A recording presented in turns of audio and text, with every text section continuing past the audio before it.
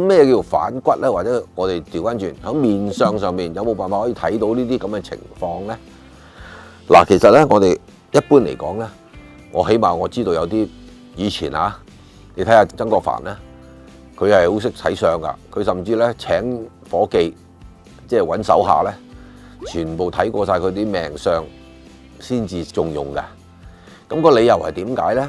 因為我哋廣府人有一句説話，嗱，如果睇一個人到底有冇反叛性或者所謂嘅反骨仔咧，其實真係有得睇嘅，就係我哋個下顎呢兩個盤骨。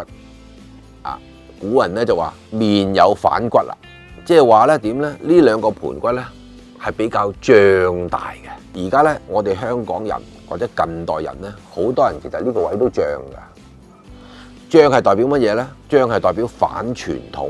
咁即係話舉個例，今日個個讀 ABC， 我就去學 IT。咁 IT 未流行嘅時候，佢咪反傳統咯？佢係做一啲新嘅嘢、創新嘅嘢。所以嗰啲創新嘅人咧，好多時咧呢個位都會比較脹嘅，明唔明啊？咁但係嚿骨咧，有啲咧係去到一隻好似係雞翼咁，直尖咗出嚟、突咗出嚟嘅；有啲咧就係脹咗之後咧就縮翻入去嘅，明唔明啊？咁所以咧，古人最等一個最簡單嘅原則咧就係咩咧？